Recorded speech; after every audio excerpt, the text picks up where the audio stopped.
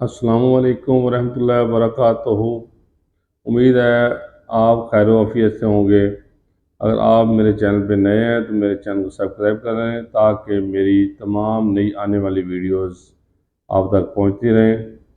अगर आप अपने और अपने प्यारों की सेहत का ख्याल रखना चाहते हैं तो मेरी तमाम वीडियोस को देखें और हमेशा तंदुरुस्त और तवाना रहें। आज हम असल मौजू की तरफ आते हैं, वो है विजडम टीथ अकलदाड़। अकलदाड़ क्लिनिक के ऊपर ना रोज़ एक दो पेशेंट अकलदाड़ की शिकायत के साथ हमारे पास आते हैं। तो वो मैं आज उस मौजू पे बात करूँगा कि वो क्यों निकलवानी चाहिए, उसका क्या इश्यूज होते हैं और ये क्यों अकलदाड़ होती है। एक तो मेन जो चीज़ है ना कि जब हमारे पास पेशेंट आता है कि मेरे मुंह में दर्द है, हमेशा एक चीज़ याद रखें कि जो अकल दाढ़ है ये 17 साल की उम्र में स्टार्ट होती है और ये 21 साल की उम्र में कंप्लीट होती है। तो जब ये निकलना शुरू होती है तो ये बहुत पेनफुल होती है।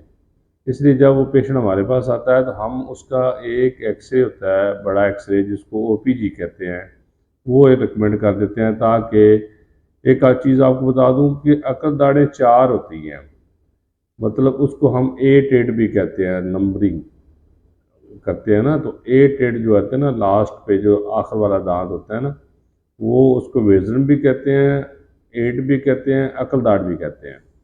तो ये 4 होते हैं, 2 ऊपर होते हैं, 2 नीचे होते हैं।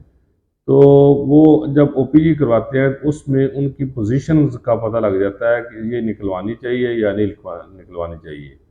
नंबर एक पोजीशन होती है वर्टिकल, ये बिल्कुल सीधा दांत होता है। तो मोस्टली वो वक्त के साथ साथ वो बेहतर हो जाता है, उसको हम एडवाइस कर देते हैं कि पानी में नमक डाल के गरारे करें, तो वो दिन में एक दो दफ़ा साथ कुछ मेडिसिन ले लें, वो ठीक हो जाता है। तो दूसरा होता है जो बाहर की तरफ चीख की तरफ ना एक आना शुरू हो जाती है या ज़ुबान की तरफ हो जाती है, वो तो लाजमी निकलवानी चाहिए क्योंकि उसने इशू पैदा करना है। अगर बाहर को निकलेगी तो चीख को ज़ख्मी करेगी, अगर ज़ुबान की तरफ जाएगी तो ज़ुबान को ज़ख्मी करेगी। वो तो लाजमी उसको आपने सर्जिकल वो करवा लेना उसका। और उसके बाद तीसरा आ गया हॉरिजॉन्टल, वो बिल्कुल लेटी होती है।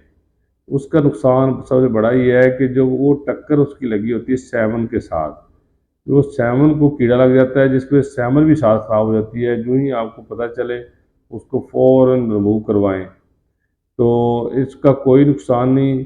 जिस तरह अपेंडिक्स नहीं होता, उसको अगर निकलवा दें तो उसका कोई नुकसान नहीं। इस अकल दाढ़ के खाने में कोई रोल नहीं है, ये आप निकलवा दें उसका कोई नुकसान नहीं है। इसलिए जो इशू पैदा कर रहा है उसे निकलवा देना ही बेहतर होता है। तो ये वजह ये बनती है कि पुराने वक्तों में ये होता था, लोग सख्त चीज़ें खाते थे, मतलब है शुगर केन, ये गाजर, मूली, चने और सख्त चीज़ें खाते थे। इस वजह से उनका जबड़ा बढ़ जाता था और अकल दाढ़ जो आसानी से आ जाती थी। और आजकल के बच्चे जो हैं वो सख्त चीज़ें नहीं खाते हैं, पिज़्ज़ा, बर्गर, शवारमा इस तरह की चीज़ें खाते हैं जिससे उनका जबड़ा नहीं बढ़ता है। जबड़े का जो साइज़ वो कम रह जाता है, जिसकी वजह से अकल दाढ़ को बाहर आने में बड़ा प्रॉब्लम होता है। मोस्टली वो नहीं आती हैं और इस तरह के इश्यूज पैदा करती हैं जिनकी वजह से सर्जिकल के ज़रिए वो निकलवाना पड़ता है। इसलिए इसको निकलवाने में कोई हर्ज नहीं है। और इससे एक बड़ा कंसेप्ट बना हुआ है कि अकल पे फ़र्क पड़ता है। अकल दाढ़ का अकल से कोई तल्लक नहीं है, कोई वो टेंशन ना लें। आप किसी भी क्वालिफाइड, ट्रेंड और सरकारी अस्पतालों में आए तो आजकल बड़ी सहूलतें हैं, तो किसी भी क्वालिफाइड बंदे से वो निकलवा लें तो उसका कोई हर्ज नहीं है। तो अगर आप मेरे चैनल पे नए हैं तो सब्सक्राइब कर लें ताकि मेरी नई आने वाली वीडियोस आप तक पहुंचती रहें। तो अपना और अपने बच्चों का ख्याल रखिएगा। अल्लाह हाफिज़।